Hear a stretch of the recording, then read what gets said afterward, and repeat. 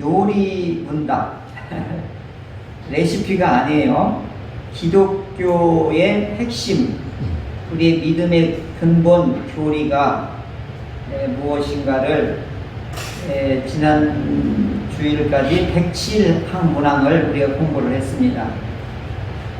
이게 왜 중요하냐면, 이제 헌법에 들어간 것은 우리의 믿음이 근간이 무엇인가를 이렇게 알고 있어야 됨을 가르치기 위해서 이 헌법에다가 이 중요한 걸 넣는 것입니다.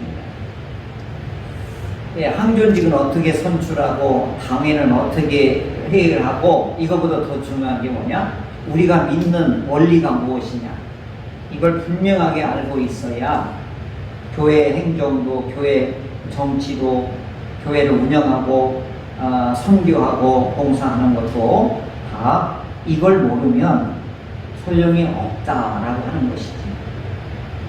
제가 어제 저녁에도 한국 교회사를 이렇게 공부를 하면서 재미난 사실을 하나 발견했어요. 한국의 교회 선교의 역사는 2000년 선교 역사에 아주 유일하고 독특한 나라예요. 이게 이제 1870년경, 이게 이제 1800년쯤 되면 우리 500년의 이 조선 왕조가 무너지기 직전이거든요. 그러니까 예레미야 선지자가 활동할 때 예루살렘이 무너지기 직전, 시드기야, 여호와김, 막 무너지는 왕조에 예레미야가 선교 활동을 하고 예언 활동을 할 때 하고, 그때 우리나라의 운명이 바람 앞에 등불과 같은 그런 아주 어려운 시기에 가 1870년에서 80년경이거든요. 이게 왜 백성들이 어렵냐 하면, 탐관오리가 너무너무 득세를 했던 거예요. 그러니까 정치인들이 너무 부패한 거예요.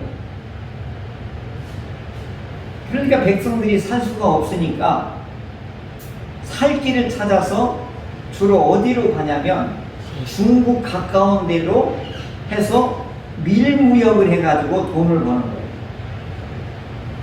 그러니까 우리 장선교사님, 우리 중국 갔었잖아요. 압록강 주변의 그 촌락에 이 무역을 하던 우리나라 최고 세계 무역의 유일한 상품이 하나 있어요.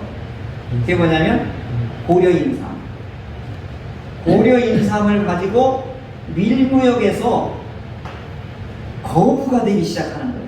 그러니까 상업을 통해서 이 사람들이 떼돈을 버는 거예요. 그러니까 나라는 이미 탐관오리, 이 정치, 이 권력자들이 부패해서 백성들이 다 굶어 죽고 막 어려운 상황인데, 이들은 살 길을 찾아서 어떻게 해요? 황해도 있는 사람, 평안도 있는 사람, 이 사람들이 어떻게 해요? 압록강 주변에 전부 모여서 살면서 폴딱폴딱 넘어가서 어떻게 해요? 인삼을 한 개나리부찜으로 사가지고 가면 돈을 이만큼 벌어갖고 오는 거예요. 근데 이 사람들은 무역을 하려면 제일 먼저 뭐가 있어야, 뭐가 자유로워야죠? 말, 언어가 중국말에 능통한 거예요. 그러니까 서상영, 이응창, 이제 이런 분들이, 아주 유명한 이분들이 한마디로 말하면 장사꾼이었어요, 이 사람들. 근데 옛날이나 지금이나 나라가 어렵고 힘들면 누가 재빠르게 돈을 버냐면 장사 수완이 있는 사람들이 살아남아요. 공부만 했던 사람이 제일 먼저 죽어요. 뭐가 없었어요? 수완이 없어가지고.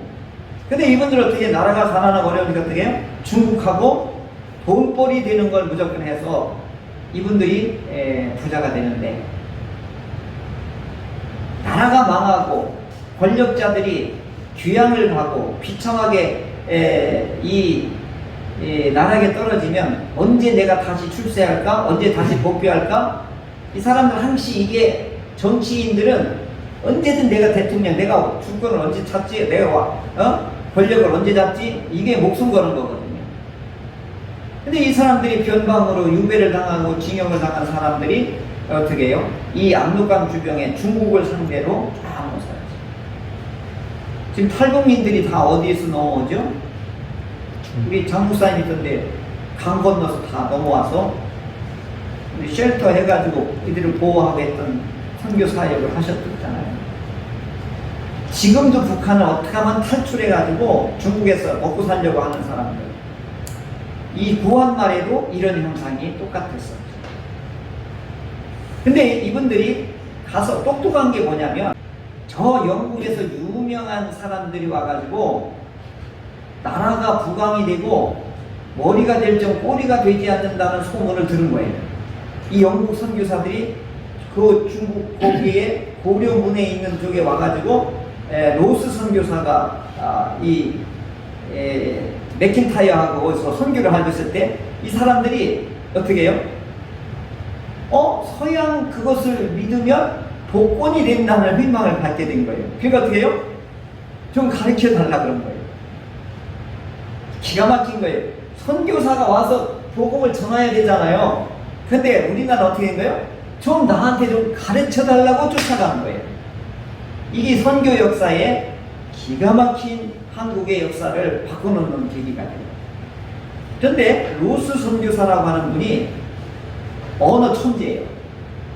한국말, 중국말, 일본말, 영어, 헬라어, 뭐 이렇게 해가지고 무려 7개 국어를 자유자재로 구사하는 언어 천재의 로스 선교사가 있는데, 내가 이 복을 전해줄 테니까 너는 나에게 한국말을 가르쳐달라 이렇게 된 거예요. 그래서 서상윤이 이 언어 천재에게 한국말을 가르쳐준 거예요. 같습니다. 이게 어디 말이에요? 거기에 보면 한국말로 너무 비쌉니다 뭐 이런 걸 같습니다 이렇게 그렇게 표현했어요. 이렇게 똑같아. 그걸 교훈으로 만들어서 로스 선교사 한국말 배우려면 이렇게 해가지고. 근데 이분들을 통해 가지고 어떻게 해요? 이 서상윤, 이응찬 뭐 이런 분들 통해 가지고 여기서 그러면 우리가 이 성경을 우리말로 번역해서 갖고 가겠다. 그래서 거기서 누가복음을 최초로 번역해서 한국 사람이 갖고 들어와. 선교사 오기도 전에 누가복음을 1881년에 번역을 해서 그걸 갖고 들어와. 그럼 어떻게 해요? 이거 읽으면 복 받는데. 이거 읽으면 나라 운명이 바뀐대. 이거 읽으면 구원받는 상제가 된대. 상제. 그 당시에 하나님이 뭐라 했어요? 상제니까. 이걸 믿으면 역사가 바뀐대. 이걸 믿으면 천민이 귀족이 되고 바뀐대. 그러니까 어떻게 해요? 가뜩이나 나라가 망하고 어려워지고 그런 상황일 때 서로 이걸 막 베껴가지고 서로 읽었어요. 그래갖고 선교사가 오기 전에 144개 교회를 우리 스스로 만든 거예요. 내가 한국 교회사 보다가 막 기절하는 줄 알았어요. 나는 선교사님이 와서 교회 세운 줄 알았거든요. 그러니까 그 의주, 지금 말하면 신의주잖아요. 그러니까 이쪽 중심으로 해서 그 압록강 주변의 모든 촌락들이 복음화가 돼요. 그래갖고 이 서상윤이라고 하는 사람이 뭐가 되냐면 성경책을 판매하는 사람이에요. 그래서 그걸 권서라고 그래. 권서. 그 지책이 성경책을 전해주고 파는 사람을 권서라고 그래요. 우리로 말하면 이걸 하면서 여기 황해도에다가 솔례교회를 최초로 자기가 지은 거예요. 우리나라 최초 교회가 솔례교회. 누가복음이 1882년에 최초로 번역해서 그걸 갖고 들어온 게 1882년이에요. 누가복음이 최초의 우리말로 최초로 번역된 성경. 이게 82, 1800.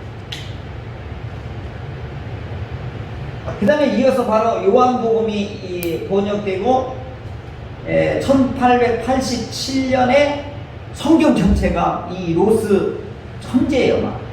한국말을 배워가지고 한국말로 요한복 성경 전체를 신약 성경을 다 보내요. 정말 부러운 분이기도 하고 한데, 그런데 1881년에 신약 성경의 누가복음을 번역했는데 그거보다 더 먼저 번역한 게 있어요. 더 먼저 만든 게, 그게 뭐냐면 예수 성교 문답. 예수 성교 문답, 이렇게 해서 오늘 우리가 배우는 요리 문답을 먼저 번역한 거예요. 요게 먼저 번역되고 그 다음에 성경이 번역됐어요. 이게 매우 중요한 것을 우리에게 가르쳐 주는 것인데, 오늘 요리 문답 전체를 이제 정리를 해주는 이제 오늘 설교를 말씀을 드리는데, 내가 믿는 것이 무엇인가를 이렇게 체계적으로 만들어 놓은, 묻고 답하고 묻고 답하고 꼬리에 꼬리를 물게 해서 만드는 이 작품이 뭐냐면 예수 성교 문답집이에요. 이게 성경보다 먼저 이걸 만들어 가지고 갖고 들어온 거예요. 그래서 사람이 제일 되는 목적이 뭡니까? 이제 우리는 이렇게 물었잖아요. 그러니까 이런 식으로 해서 먼저 번역을 해서 보내주고, 그 다음에 성경을 번역하고, 그 다음에 그 한국말을 가르쳐줬던 이 사람들이 거기서 세례를 받고 최초의 세례자가 돼서 이 사람들이 이제 무역상을 하던 사람이 뭘로 바뀌는 거냐면 이제 선교사로 바뀌어버립니다. 이게 한국의 최초의 아름답게 이루어졌던 역사들이죠. 거기서 깨달은 게 뭐냐면 예수 성교 문답이 오늘로 말하면 요리 문답이에요. 그걸 먼저 했다는 거에 굉장히 감명을 받았습니다. 자, 그러면은 오늘 우리가 예수를 내가 믿는 것이 무엇인가를 오늘 총정리를 하려고 해요. 그래야 우리가 전도를 해도 누가 물어봐도 좀 조리 있게 얘기하고 설득할 땐 설득하고 진리를 변호할 때는 변호할 수 이제 있을 것입니다. 자, 그러면 우리가 믿는 것이 무엇부터 믿고 무엇부터 알아야 되느냐, 이걸 체계를 좀 알아야 되는데, 제일 중요한 게 첫 번째가 뭐냐, 사람이 제일 되는 목적이 뭐냐, 그런 질문을 먼저 해요. 사람이 제일 되는 목적, 이게 1번 문항이에요.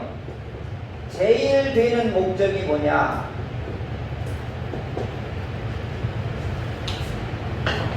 이건 헬라 철학의 영향을 받은 것 같아요. 아리스토텔레스가 이 원인론을 얘기할 때 이걸 묻거든요. 우주는 뭘로 이루어졌느냐, 이 질문을 하거든요. 공기로 이루어졌다, 뭐 흙으로 이루어졌다, 물로 이루어졌다. 처음에 우주의 세계관을 질문할 때 이런 질문을 하거든요. 그랬더니 소크라테스가 나와가지고 그게 무슨 소용이 있느냐 이거예요. 공기든 흙이든 물이든 그게 중요한 게 아니라 내가 중요한 거다, 내가. 이제 이렇게 해서 너 자신을 알라라고 질문하는 거예요. 그게 무슨 얘기예요? 자연계를 아는 것도 중요하지만 더 중요한 건 인간이라는 게 누구냐, 내가 누구냐는 아는 게 중요하다. 그래서 어떻게 해요? 그걸 어떻게 알 수 있어요? 그랬더니 소크라테스가 뭐래요? 질문을 통해서 알 수 있다. 그럼 질문 어떻게 해요? 그리고 그 다음에 이렇게 이걸 질문법으로 진리를 깨닫고 인간의 목적이 뭔가를 깨닫는데 이들이 이걸 사용했던 거예요. 근데 이런 방법이 여기에 고스란히 들어와 있는 거예요. 그래서 사람이 제일 되는 목적이 뭐예요? 이 질문을 했던 거 뭐냐? 우주론, 창조론, 이게 다 들어가는 거예요. 그게 뭐냐면 하나님이 이 세상을 창조하셨다? 그럼 창조 목적이 뭡니까? 라고 질문하는 거야, 똑같아요. 그랬더니 하나님이 이 우주를 만들고 삼라만상을 만들고 모든 피조물을 만들고 마지막에 사람을 만들고 사람을 만들었던 목적이 뭡니까? 이게 성경에 나오거든요. 자, 사람을 만든 이유와 목적을 제가 설교를 통해서 처음에 여러 가지 얘기했죠. 창조 목적이 뭐냐고 그랬죠? 하나님의 창조 목적. 뭐라고 그랬죠? 하나님이 우리를 창조했는데 왜 창조했냐 이거예요. 성경에 나와요.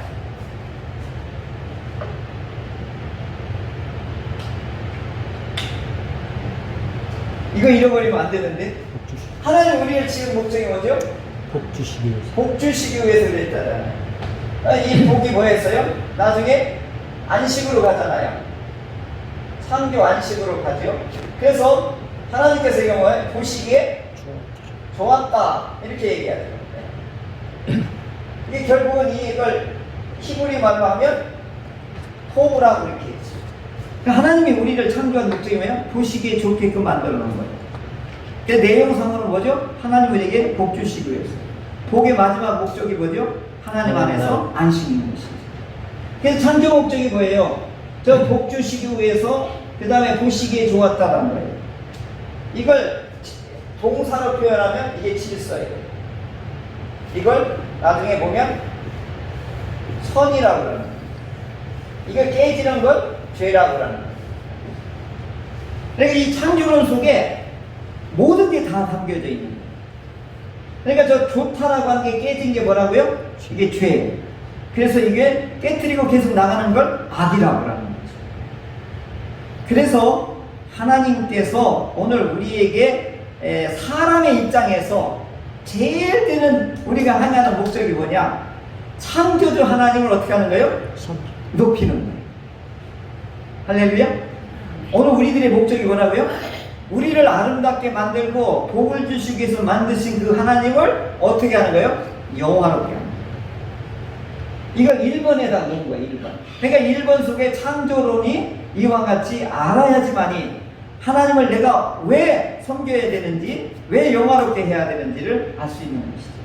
그래서 제일 쉬운 질문이 뭐예요? 사람이 제일 되는 목적이 뭐요? 그랬더니 하나님을 영화롭게 하고 영원토록 그와 함께 즐거워하는 것입니다. 이렇게 풀었죠. 네. 자, 그러면 영화롭게 하려면 구체적인 방법이 뭐예요? 이렇게 물었더니 뭐죠? 네. 성경을 통해서 메시지, 성경을 통해서 매뉴얼을 주셨다. 네. 그래서 성경을 통하여 하나님을 영화롭게 하는 방법을 알 수 있다. 이것이 바로 2번서부터 이 성경을 주신 목적을 쭉 얘기를 해요. 그러면서 성경에는 뭐가 나왔나 그랬더니 하나님과 예수님과 성령님이 쭉 나오더라 이거예요. 그러면 하나님은 어떤 분이시냐 그랬더니 하나님은 창조자이시오, 거룩한 분이시오, 영원 불변하시는 분이요 라고 헬라적으로 하나님을 설명했어요. 그런데 우리 히브리 성경 원래는 그렇게 정의하면 안 돼요. 하나님은 있다 없다, 거룩하다, 능력이 있다 없다 이렇게 설명하면 안 되는 거예요. 그냥 하나님이시다 하면 끝나는 거예요. 근데 헬라로 가면 어떻게 이게 설명이 돼야 됩니다. 영원 무중 무소부재 이제 이런 설명이 있잖아요. 사랑의 하나님, 거룩한 하나님 이게 막 앞에 형용적으로 많이 붙잖아요. 그럴 필요가 없어요. 하나님은 계시오 이렇게 하면 끝이에요. 히브리어. 그러면 어떻게 어떤 하나님이요? 그랬더니 사랑이 많으시오. 어떤 하나님이요? 경험해 본 때 얘기하는 거예요. 그죠? 창조자이시오. 죄를 용서하시고 악한 자를 심판하시는 분이야. 이렇게 해서 이게 늘어나는 거예요. 설명이. 그래서 그 성경에 그런 하나님의 모습이 쭉 나와 있는데 그 하나님에는 이제 세 분이 하나이고, 예? 그리고 본질이 같고, 뭐 이제 이렇게 이 서양인들이 물었던 질문을 가지고 여기서 문답집을 만드는 거예요. 그래서 하나님의 신격은 몇 위가 있습니까? 3위가 있습니다. 그러니까 우리는 그거 뭐 3위든 4위든 무슨 상관이야. 하나님이면 됐지. 근데 애국은 그렇게 해서는 안 돼요. 설명이 돼야 됩니다. 그래서 이 복음을 처음 청년들이나 누구 이 질문 있는 청년들에게 이걸 이렇게 설명하는 필요가 있는 것이죠. 그래서 하나님께서는 어떤 일을 하느냐? 창조하셨던 분이시고 그 다음에 섭리하시는 분이시다. 이제 이렇게 하나님에 대해서 설명이 11번까지, 12번까지, 아니 13번까지 쭉 창조주 하나님에 대해서 설명을 하시고, 그러면 그 창조 질서가 무너지게 된 원인이 뭐예요? 그랬더니 죄 때문에 그렇다. 아까 말했죠? 저 죄가 결국은 뭐야? 하나님의 보시기에 좋은 것을 파괴시킨 것이다. 그 일을 누가 했느냐? 최초의 인류의 우리의 머리가 되신 아담 할아버지가 그 일 때문에 오늘 우리가 비참하게 되었습니다. 그럼 어떻게 해야 되죠? 그 비참함에서 건져내야 될 분이시는데 하나님께서는 그분을, 예수님을 우리의 비참함에서, 죄와 저주에서 건져내실 분으로 우리 예수님이 이 땅에 오시게 되었습니다. 그러면 어떻게 그 혜택을 받을 수 있습니까? 믿으면 됩니다. 믿으면 됩니다. 그런데 그분은 도대체 이 땅에 왜 하나님의 아들로 오셔서 무슨 일을 했습니까? 그랬더니 왕권적인 일을 하셨습니다. 그래서 이 세상을 풍랑을 잠잠케 하고 악한 영들을 꾸짖고 질병들을 떠나게 하는 하나님의 왕권을 직접 행사하신 분이고, 그 다음에 대제사장으로서 우리의 죄의 싹은 사망이기 때문에 사망의 문제를 해결하기 위해서 자기가 직접 자기가 죽음으로 자기 피를 흘림으로 우리의 죄를 형벌 대속을 본인이 짊어지고 가서 오늘 우리가 그 형벌 대속을 우리가 혜택을 누리게 되었습니다. 그리고 3일 만에 부활하셔서 하나님의 우편에 앉으셔서 원래의 직분을 이와 같이 승기하셨습니다. 그럼 우리는 그 예수님의 혜택을 어떻게 누릴 수 있습니까? 참 회개를 해야 됩니다. 그분을 영접해야 됩니다. 이렇게 이제 계속해서 제 질문을 이어가지요. 자, 그러면 그 온전한 믿음을 이루려면 내 스스로 의지를 동원해야만 됩니까? 아닙니다. 성령님이 오셔서 그걸 밀어줘야 됩니다. 그래서 성령의 힘을 받아서 온전한 믿음을 가지고 또한 하나님의 말씀을 이제 우리가 보고 듣고 알아야 됩니다. 그러면 믿었으면 바로 거룩해집니까? 아이, 천만에 만만해. 거룩해지려면 하나님의 법을 지켜야 됩니다. 그래서 도덕법을 줘야 됩니다. 그래서 10가지 법을 주셨습니다. 그랬더니 이거 못 지키겠는데요? 왜 못 지킵니까? 10가지 법을. 왜 못 지키죠? 10계명을 줬는데, 이게 거룩해지는 법을 줬는데, 이걸 지킬 수가 없어요. 왜 지킬 수가 없죠? 이렇게 묻는 거예요. 우리의 죄의 본성이 있기 때문에 죄를 알게 해주는 역할까지는 하는데 지킬 수가 없어요. 그럼 어떻게 지켜야 됩니까? 이제 이걸 10계명의 요지는 바로 우리 죄를 알고 우리 악을 알게 해 주셨습니다. 그러면 우리가 어떻게 이 10계명을, 도덕법을 우리가 지킬 수 있습니까? 이제 이런 질문을 무려 50, 60 이거 설명하는 데가 반은 차지해야 됩니다. 그래서 진정한 회개를 통해서 성령님의 도움을 구하셔야 됩니다. 그럼 성령님이 이 모든 것들을 할 수 있도록 성령님이 도우십니다. 그러면 이제 이 생명에 이르는 회개를 온전케 이루려면 어떻게 해야 됩니까? 구체적으로 외형적인 방법이 뭡니까? 이제 이 얘기를 해죠. 예배입니다. 기도입니다. 성찬식입니다. 세례식입니다.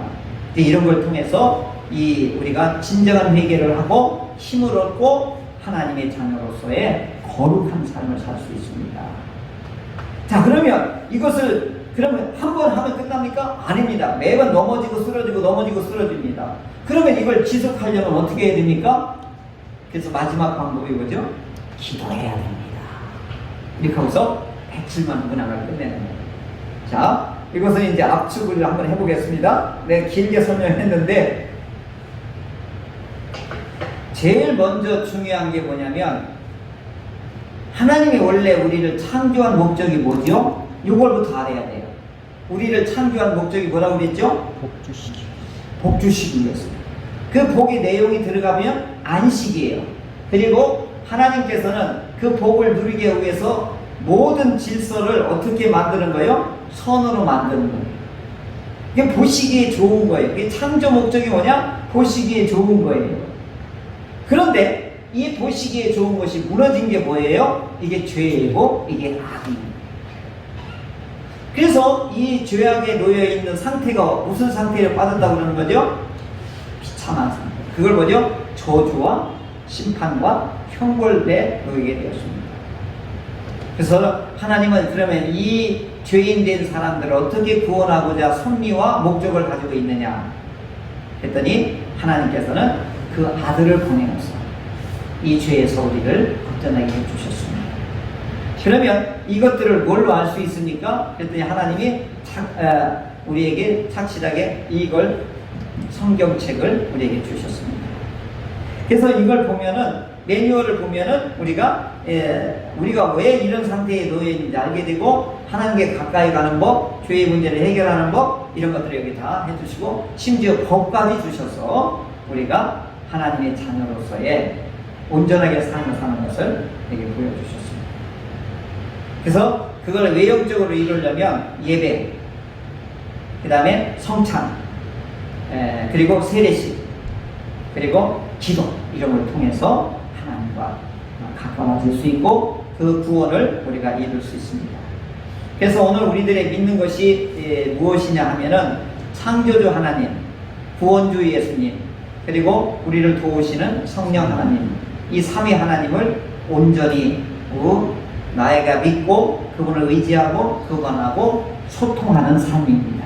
이것이 바로 오늘 성경을 우리에게 주신 목적이고 하나님이 우리에게 창조한 목적을 다시 회복하는 방법이십니다.